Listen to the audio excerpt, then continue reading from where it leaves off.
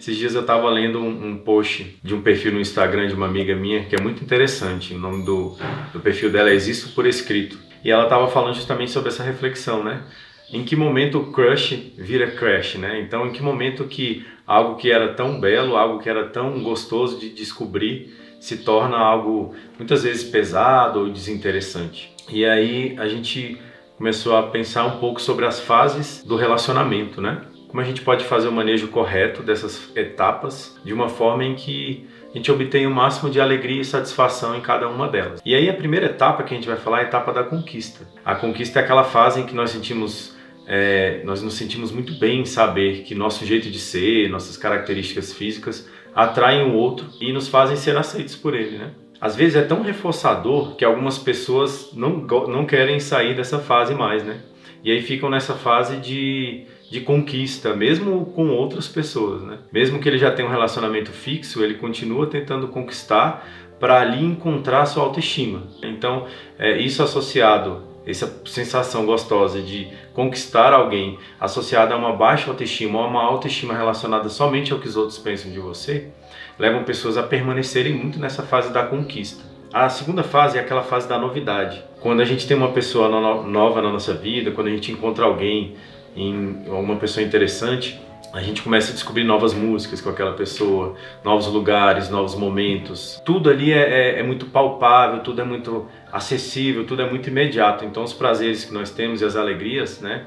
Os beijos, carícias e presentes são mais intensos nesse período. E aí é difícil a gente saciar nosso desejo por novidade, né? Então essa fase ela é muito boa, porque são novidades de vários tipos e que mexem com todos os nossos sentidos, né? E aí essa fase ela é a fase do encantamento, ela é a fase que a gente começa a construir uma base ali no relacionamento. E aí depois disso nós entramos um pouquinho nas diferenças, nós começamos a perceber o outro e suas diferenças, mas de uma forma ainda neutra. Nesse período a gente ainda tem uma quantidade significativa de reforçadores, então ele ainda está equilibrado. A quantidade que a gente tem de reforçador com aquela pessoa, de coisas boas, ainda está equilibrado com as coisas que a gente começa a descobrir não tão agradáveis deles, mas o lado bom é tão bom que a gente desvia a nossa atenção sempre para isso. A quarta etapa é a etapa dos conflitos, né, ou das divergências. Então aquelas diferenças que eram interessantes, elas começam a ser não tão interessantes, elas começam a ser um pouco impeditivas,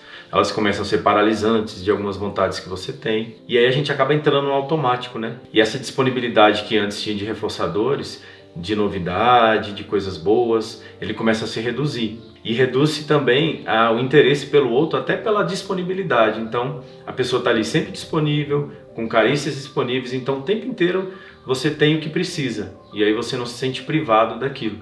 E aí essa fase começa a diminuir um pouco o valor reforçador, ou o interesse da outra pessoa. E aí a gente começa a decair um pouco na atenção e prestar mais atenção nos defeitos. O que nos leva à fase 5, que é quando você começa a olhar para essas divergências ou essas diferenças como gaps, como faltas, como ausências ou como déficits da outra pessoa. E aí são tantos estímulos às vezes que você aguentou por um tempo e que não te irritavam, que entra um pouco num conceito que a gente chama de potenciação. Alguns estímulos, né, que vêm da outra pessoa, que nos irritavam um pouco, começam a irritar mais e mais, né? E a gente começa a se expor aquele jeito dele de falar ríspido, ou aquele jeito de ignorar algumas coisas que a gente gostaria que ele apoiasse a gente. E aí, isso associado à falta de tempo para momentos prazerosos, para separar momentos de alegria e em que os reforçadores novamente estão envolvidos, eles diminuem. Nessa etapa, nós começamos a usar muitas ferramentas disfuncionais para o nosso relacionamento. Como assim?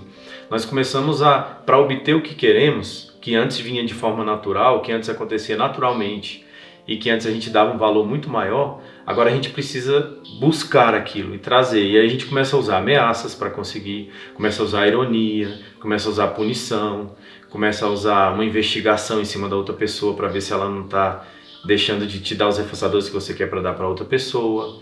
Então, os ganhos que a gente tem nessa etapa, eles não são tão palpáveis como lá no início. Então, o amor é uma escolha, então todo dia você tem que fazer essa escolha, você tem que se esforçar para amar a pessoa, você tem que se esforçar para demonstrar amor, você tem que se esforçar para relevar os gaps da outra pessoa. Então nessa fase, os estímulos que o outro traz pra gente, os estímulos prazerosos, os estímulos de cuidado, eles são mais abrangentes, ou seja, a pessoa vai cuidar mais de você, ela vai abrir mais mão por você, só que eles não são tão palpáveis, né, quanto a atração sexual, quanto a novidade. E aí, todos aqueles estímulos que outrora inebriavam você, né, e faziam você prestar atenção nessas coisas, agora eles não existem mais. Então, essa fase do esforço, a gente começa a usar essas ferramentas para conseguir o que quer, só que elas têm consequências. Então, toda vez que você ameaça, está colocando em xeque o relacionamento.